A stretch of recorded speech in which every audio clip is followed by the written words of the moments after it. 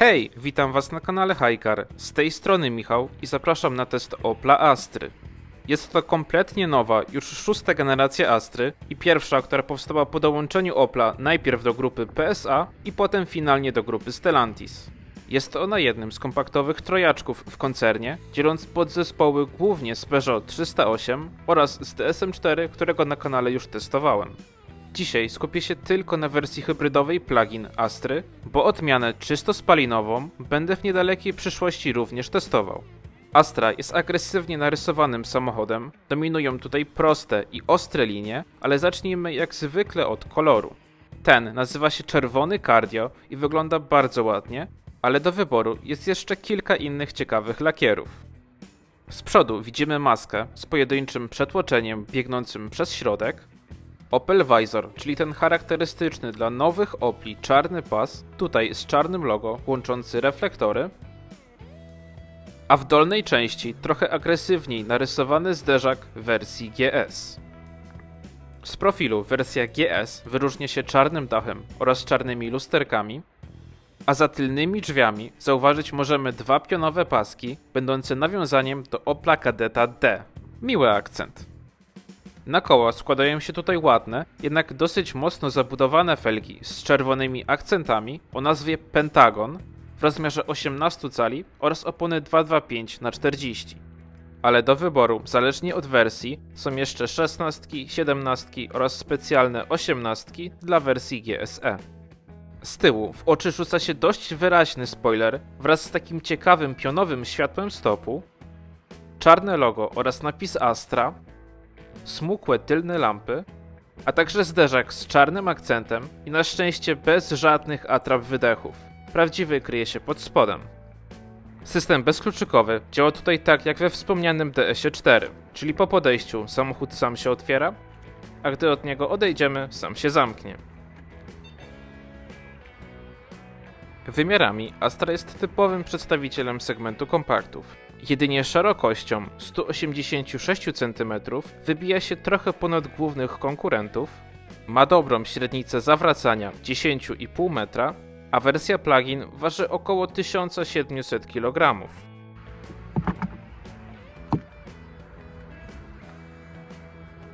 Takie wymiary przekładają się na bagażnik o pojemności zaledwie 352 litrów, wersje czysto spalinowe mają ich oczywiście więcej. Sam bagażnik jest ładnie wykończony, ma dwa haczyki i widoczny próg wyładunkowy. Pod podłogą widzimy mały schowek oraz akumulator w wersji hybrydowej, przez który nie możemy opuścić podłogi niżej, co sprawia, że bagażnik jest dosyć niski. Półka jest solidna, ale nie mamy gdzie jej schować. Oparcie kanapy możemy zużyć w proporcjach 1/3 do 2/3, sięgając z bagażnika. Pojemność wzrasta wtedy do 1268 litrów i mamy praktycznie płaską podłogę, a pasy się nie plątają.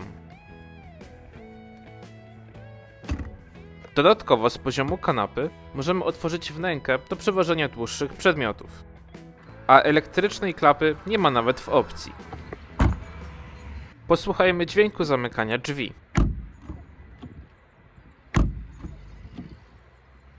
Zarówno z przodu, jak i z tyłu jest solidnie. Tylne drzwi otwierają się wystarczająco szeroko, aby wygodnie zająć miejsce na kanapie. Mam 1,72 m i siedząc sam ze sobą, mam sporo miejsca przed kolanami. W dodatku fotel jest tak wyprofilowany, aby było go więcej. Pod fotelem opuszczonym maksymalnie buty wchodzą tak na wcisk, a nad głową spokojnie 6 palców wolnej przestrzeni. Kanapa jest przyzwoicie wyprofilowana. Są wejścia Isofix. Zagłówki regulują się w takim stopniu, a na środku otwierany mięciutki podłokietnik z dwoma uchwytami na kubki oraz taką przegródką chyba na telefon. Drzwi wykończone są ok. Typowo dla tego segmentu na górze jest twardy plastik, na wysokości łokcia mamy miękką skórę, co dziwne bardziej miękką od tej na podłokietniku. Bez sensu.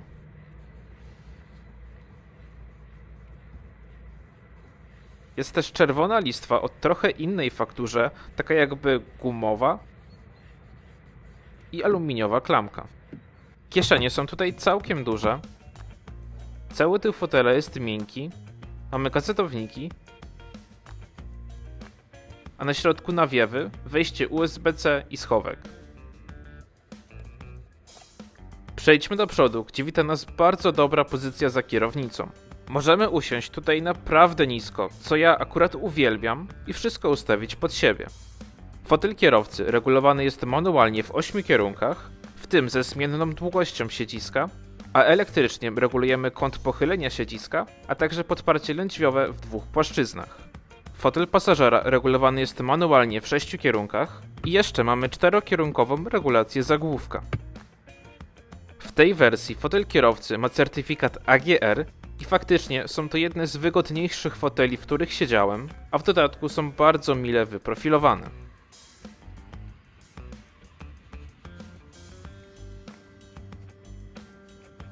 Wersja GS w podstawie oferuje ciemną tapicerkę materiałową połączoną ze skórą ekologiczną wraz z jasnymi przyszyciami i akcentami. Ale do wyboru jest jeszcze sporo innych wariantów. Deska rozdzielcza to całkowicie nowy projekt w gamie Opla. Jest ona dosyć minimalistyczna i dominuje na niej Pure Panel, czyli ten pas z 2 ekranami, ale przede wszystkim jest zwrócona w stronę kierowcy. Zupełnie nowa jest też kierownica o niecodziennym designie. Jest ona w całości skórzana, w części z perforacją i świetnie trzyma się w dłoniach, a w dodatku jest mile miękka, taka mięsista. Środek ma dosyć dziwny, taki wypukły kształt, ale jest sporo fizycznych przycisków i łopatki do zmiany biegów. Za kierownicą widzimy ekran zegarów cyfrowych o przekątnej 10 cali. Mają one dobrą rozdzielczość, ale niestety tylko jeden motyw wyświetlania informacji. Zmieniać możemy to, co znajduje się na środku, a konfigurujemy to za pośrednictwem głównego ekranu, gdzie wybieramy interesujące nas widżety. Możemy zapisać kilka stron, które zmieniamy potem przyciskiem na dźwigni kierunkowskazów. W tym samym menu na każdej stronie możemy zmienić też to, co wyświetla się na górze, a chodzi tutaj o ekran head-up. Jest on naprawdę spory i pokazuje podstawowe informacje, a do tego możemy widzieć też na nim nawigację lub ustawienia tempomatu. Jak być może zauważyliście, całe multimedia są tutaj identyczne jak w DS-ie 4 czy Peugeotie 308 i nie inaczej jest z głównym ekranem. Ma on 10 cali i świetną rozdzielczość, a system oparty jest na widżetach. Tak jak w przypadku zegarów cyfrowych, możemy ustawić pod siebie cały ekran i stworzyć kilka stron, między którymi możemy potem przechodzić. Działa to szybko, ale mimo że lubię ten system, to na pewno wymaga on chwili nauki. Jednak po ustawieniu wszystkiego pod siebie, jest on naprawdę przyjemny w użytkowaniu.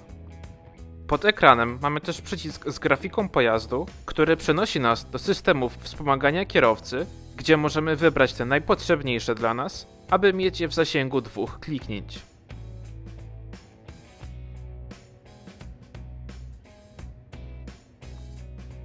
System obsługuje oczywiście Apple CarPlay i Android Auto. CarPlay działa bardzo dobrze, wyświetlany jest na pełnym ekranie, a połączenie w obu przypadkach jest bezprzewodowe. Jeśli chodzi o dźwięk, to mam tutaj podstawowe audio z 6 głośnikami, które gra w porządku, ale nie wyróżnia się niczym konkretnym. Na pewno brakuje mu trochę do audio w Mazdzie 3, nawet tego podstawowego. Za to wersja GS wyposażona jest w kamery 360 stopni, które mają jeszcze lepszą jakość. Jest to dokładnie ten sam system kamer co w DS4, w którym linie się oczywiście wykrzywiają, a do tego przy maksymalnym skręcie kierownicy obraz kamery odchyla się w odpowiednim kierunku i tylna kamerka ma swój osobny spryskiwacz. W dodatku po włączeniu biegu wstecznego boczne lusterka opuszczają się, aby ułatwić manewrowanie. Pod ekranem znajduje się fizyczny panel z przyciskami od podgrzewania foteli oraz kierownicy, przyciskiem Home oraz tym przenoszącym nas do menu klimatyzacji. Jednak na szczęście poniżej mamy drugi pas z pokrętłem audio, a także osobnymi przyciskami do regulacji klimatyzacji. Ale jeśli ktoś bardzo chce, można to też robić przez ekran. Na konsoli centralnej mamy wolant automatycznej skrzyni biegów z trybem B, które znajdziemy też w innych nowych modelach grupy. Obok widzimy przełącznik trybów jazdy, których są 3. elektryczny, hybrydowy, a także sport, który zmienia kolor ekranów. No i niestety, jak możecie zauważyć, nie ma tutaj autoholdu. Nad lewym kolanem mamy jeszcze kilka przycisków funkcyjnych, tak jak na podsufitce. Astra jest przyzwoicie wykończona. Cała góra deski rozdzielczej wykonana z miękkiego materiału.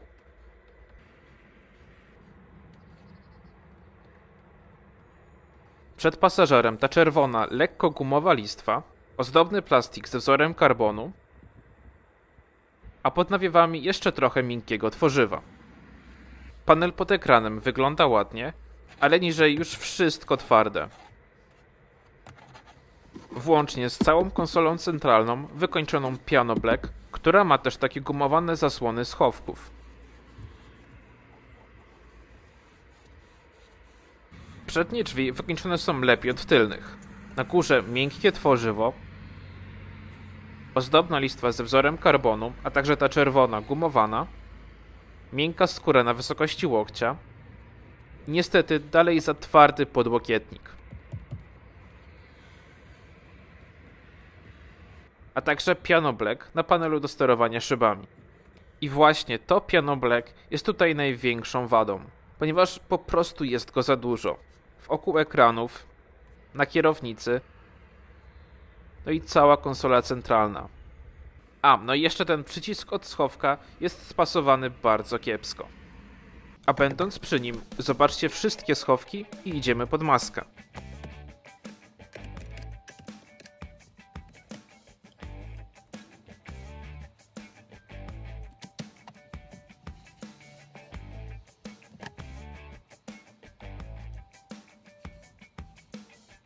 Pod maskę, która jest zaskakująco lekka. Gama silnikowa Astry jest dosyć uboga, ale tak jak mówiłem, dzisiaj skupiamy się tylko na wersjach hybrydowych plug-in. Do wyboru mamy dwie i obie oparte są na silnikach 1.6 turbo o mocy 150 lub 180 koni mechanicznych. W obu przypadkach silnik elektryczny ma moc 110 koni, a cała moc przekazywana jest na przednie koła za pomocą skrzyni automatycznej 8-biegowej iSyn. Mocniejszy wariant generuje łącznie moc 225 koni mechanicznych i moment obrotowy 360 Nm, a słabszy, czyli ten, który mam tutaj pod maską, 180 koni i taki sam moment obrotowy 360 Nm. Posłuchajcie teraz, jak brzmi wydech.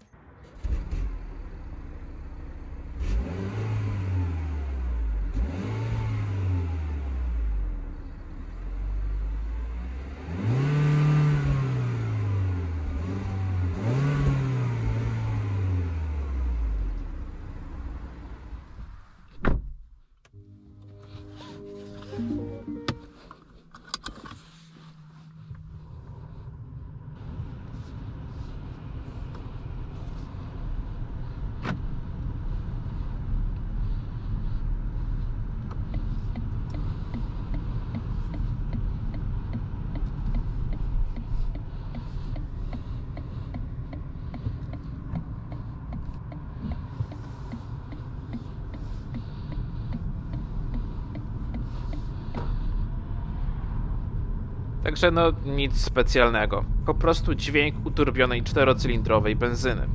Zobaczmy, czy lepiej będzie z osiągami, a konkretnie z przyspieszeniem 0-100, które Opel podaje na poziomie 7,6 sekundy.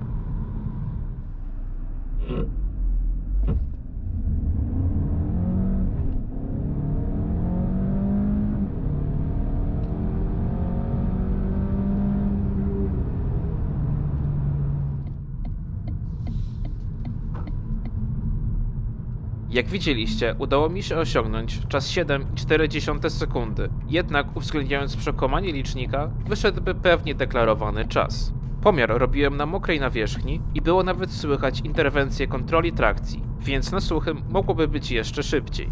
Po wyładowaniu baterii jest wolniej o około 0,2 sekundy, a przy wyższych prędkościach te różnice stają się większe, ale tylko na stoperze. Bez niego jest to praktycznie nieodczuwalne. Podczas takiej codziennej jazdy muszę przyznać, że ten napęd mnie zaskoczył. Jak być może wiecie, w domu mamy DSa 4 z silnikiem 1.6 o mocy 180 koni mechanicznych, czyli dokładnie takiej samej jak tutaj moc systemowa w Astrze. Już ta wersja czysto spalinowa jest mile dynamiczna, ale to, ile daje tutaj silnik elektryczny przy reakcji na gaz, jest naprawdę wyczuwalne. Może ma on tylko 110 koni, ale co ważniejsze aż 320 Nm. I podczas jazdy w trybie elektrycznym, korzystając tylko z niego, zapewnia on świetną dynamikę po mieście, a dopiero po kickdownie włącza się silnik spalinowy.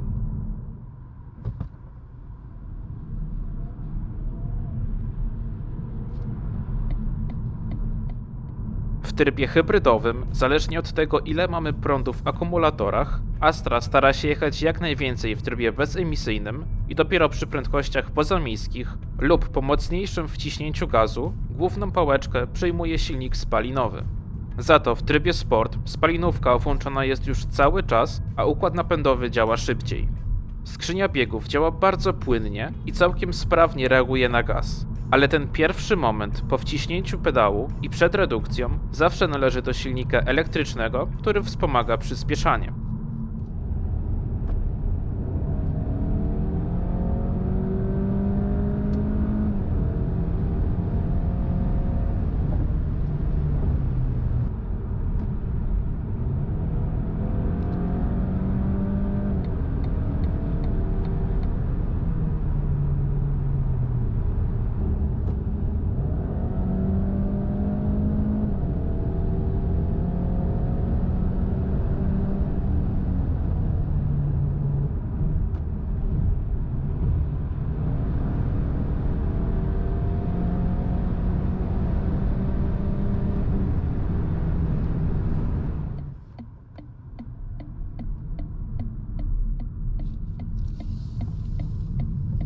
A teraz ta najtrudniejsza kwestia w przypadku hybryd plug-in, czyli pomiary spalania i zużycia energii elektrycznej. Zacznijmy od tego, że taka hybryda zawsze, o ile ma prąd w baterii, włącza się w trybie elektrycznym i dąży do wyładowania całej energii. Potem, lub w przypadku gdy nie ładujemy akumulatora, układ przechodzi w tryb zwykłej hybrydy samoładującej, którą znamy z Toyoty. W takim przypadku głównym napędem jest silnik spalinowy, a silnik elektryczny służy głównie do ruszania i do odzyskiwania energii podczas hamowania, czyli rekuperacji, którą możemy zwiększyć przechodząc w tryb B.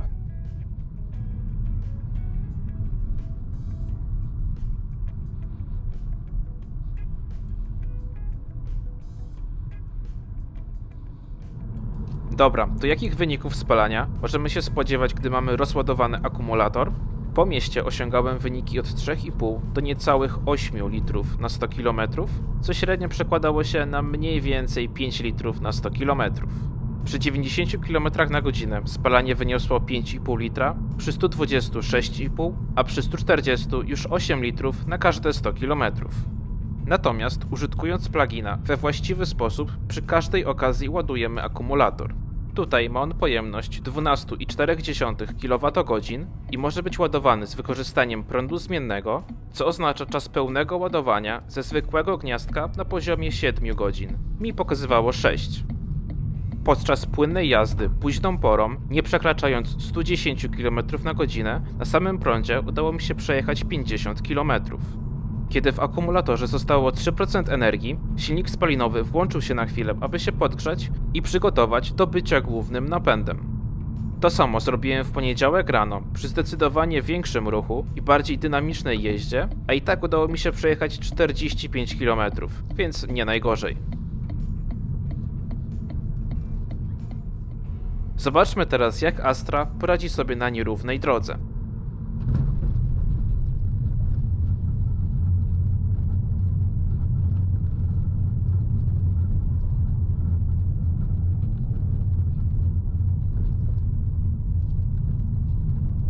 I tutaj jest sztywno. Astra ma w pełni standardowe zawieszenie, bez żadnej możliwości regulacji, które resoruje jędrnie. Nie jest to oczywiście jakiś beton i da się tym normalnie jeździć po dziurawych drogach, ale na pewno nie jest nastawione typowo na komfort i przypomina mi zawieszenie w Mazdzie 3. Na pewno nie pomaga też mały profil opony w przypadku felg 18-calowych, jak i masa własna, która w pluginie oznacza dodatkowe 350 kg. Za to plusem takiego zawieszenia jest prowadzenie. Astra pomimo większej masy nie wychyla się na szybciej pokonywanych zakrętach, a układ kierowniczy jest poprawnie precyzyjny, jednak daleko mu do tego z Mazdy. Wyjedźmy teraz na autostradę.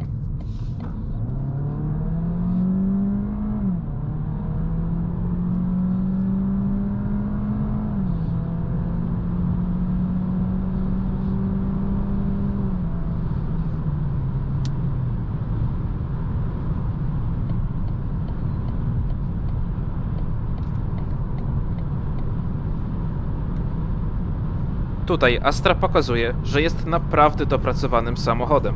Wyciszenie stoi tutaj na bardzo dobrym poziomie, zarówno od podwozia, jak i od opływu powietrza. Astra nie jest też podatna na boczne podmuchy i pewnie się prowadzi, w czym akurat większa masa może właśnie pomagać. Na pokładzie mam tempomat adaptacyjny, działający w pełnym zakresie prędkości, który spisuje się bardzo dobrze. Rzadko myli się przy wskazaniu obowiązującego ograniczenia prędkości i pozwala nam dostosować się do niego jednym kliknięciem. Jednak robi to dopiero za znakiem, co jak wiemy oznacza już przekroczenie przepisów. To, co mnie za to zdziwiło, to w tym egzemplarzu nie miałem asystenta utrzymania pośrodku pasa ruchu, który według cennika powinien być. Był tutaj tylko taki podstawowy asystent, który interweniował w przypadku najechania na linię,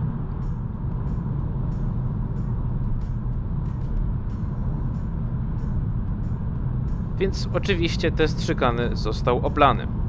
Przejdźmy teraz do ujęć nocnych.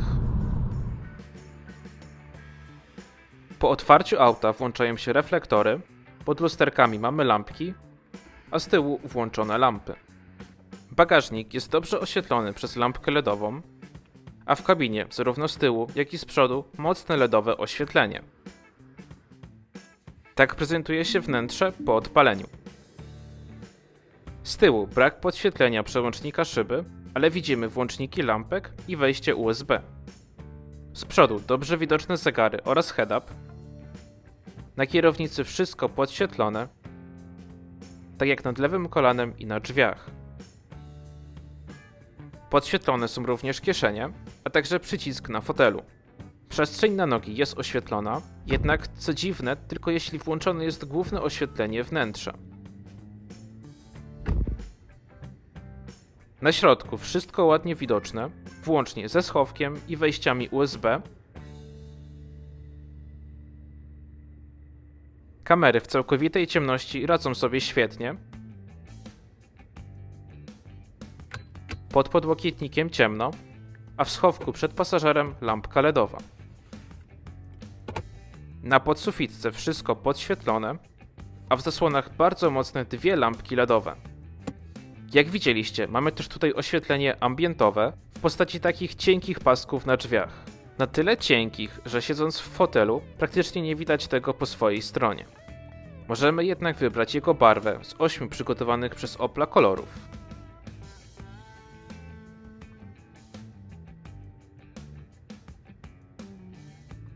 No i mam jeszcze ten biały pasek pod ekranem, który nie zmienia koloru. Więc ogólnie jest to bardzo stonowane oświetlenie ambientowe. Na zewnątrz z przodu widzimy oświetlenie full LED.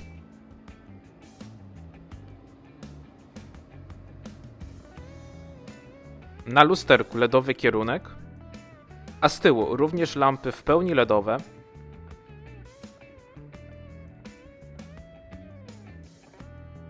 Tylko światło przeciwmgielne na żarówce, ale tablica rejestracyjna oświetlona ponownie LEDem. Tak świecą reflektory na postoju. Mają one manualne poziomowanie i jak na ten fakt nie jest najgorzej. Jednak za tę cenę oczekiwałbym czegoś więcej.